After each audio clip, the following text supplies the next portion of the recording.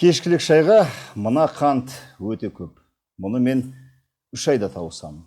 Тамақ институтының есептеуінше бір жылда адам баласының ағзасына мынанша қант қажет екен.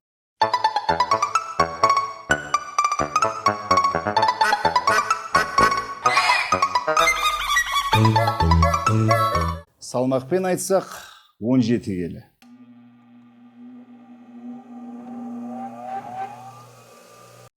Әрине, қанттың қосымша көлемін тоспа, бал, тағы да басқа заттардан аламыз. Алайда олардың тапшылығы аса қатты білінбейді. Көзге түсіп жатқаны осы шекердің жетіспеушілігі және оның қымбаттауы. Бағаның өсуіне наразы болған халық өз қантымыз қайда деп сұрап жатыр. Бүгін осы бір мәселеде жөн айтып көрелік.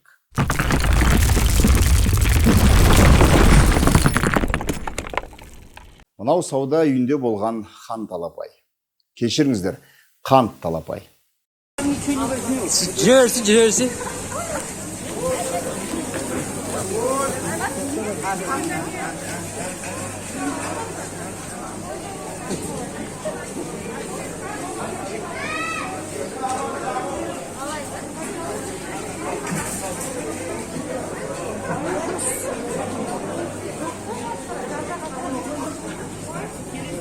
Шекердің бағасы шамамен 500 теңгеге қымбаттады. Оны жасырудың қажеті қанша? Бірақ миллион демес, пәтер демес, бар жоғы 8000 теңге үшін жаға жыртысу қаншалықты қажет. Расымен дәл солай. Өзіңіз естіп көріңіз. Қант құны шамамен 500 теңгеге қымбаттаса, және бір адамның жылдық тұтыну көлемі 17 келі болса, таласқа түсіп жатқаны тек 8000 теңге ғана.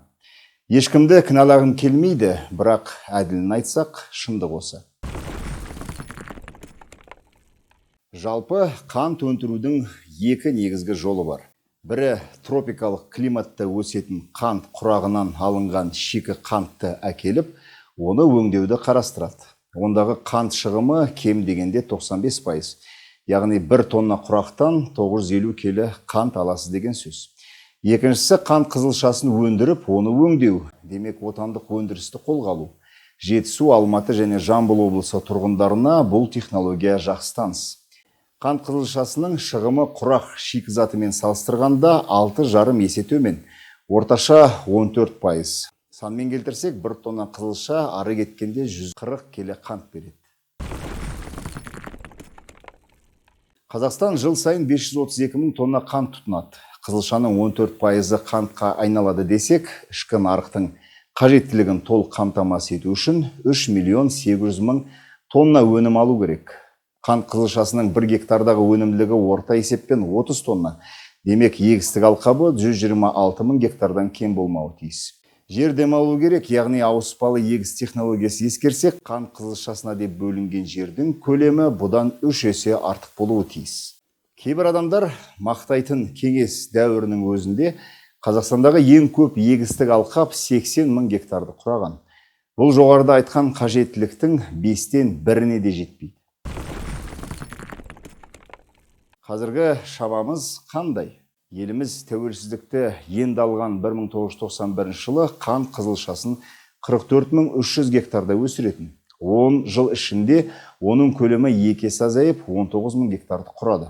2017 жылдары Алматы облысының бұрынғы әкімі Амандық Баталов шаруаларды мәжбүрлеп, бюджеттен миллиардтаған субсидия бөлгеннің өзінде егістік алқаптың көлемі 91 жылдың көрсеткішінен аса алмады.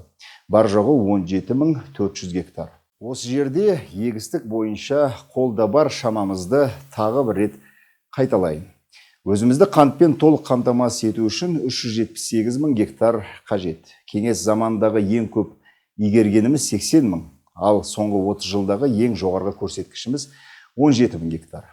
Қанша тыраштансақ та мойындайық.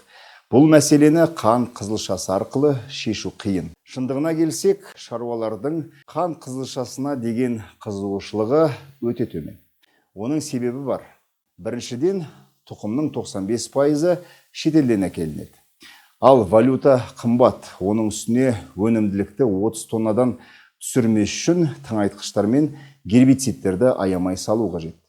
Ал олардың бағасы да бүйірден соғып тұр. Екіншіден, қызылша өндірісіне арнайы техника қажет. Ол өз елімізде шықпайды. Сондықтан да оны шетелден қыруар қаржы жұмсап алып келу керек. Бағасы удай қымбат техниканың өзін өзі ақтау да шаруалардың мойнына ауыр салмақ болатыны да белгілі. Үшіншіден, Жетісу, Алматы және Жамбыл облыстарының су қоры азайып барады. Шығыстағы қысық көзді көршімізбен оңтүстігіміздегі айырқалпақты бауырларымыздың су бойынша ұстанған құйтырқы саясатын мен сізде жақсы білесіздер. Яғни суды үнемдейтін технологияларды өндіріске енгізу қажет. Оның да бағасы шырқап тұр. Сол себептен министр Ербол Қарашөкеевтің мына айтқан сөзіне толық қосыламын. Причины две. Мы не можем обеспечить достаточно воды в Алматинской области. Вся вода приходит, талая вода, и в начале этого года гидромет сказал, что талых вод будет меньше за счет уменьшения снежного покрова в горах. Фермеры испугались, и они меньше посеяли. Вторая причина, это высокая стоимость самого производства сахарной свеклы, и фермеры не были до конца уверены, что они необходимый объем субсидий получат. Әрине, субсидия төлеп шаруалардың ынтасын көтеруге болады. Алайда су қоры мен суармалы жерлер тапшы болып тұрғанда, субсидия бірдеңені өзгерте қояды дегенге сену қиын. Сонымен қатар қант зауыттарының жеке қолда және сауда жүйесінде делдалдардың бар екенін ұмытпайық. Жөнін айтсам, биылғы қант бағасының қымбаттауы ол негізінен Ресейдегі шектеуге байланысты болып отыр. Өзіндегі қант нарығын тұрақтандыру мақсатында көршілеріміз қант экспортына шектеу енгізді.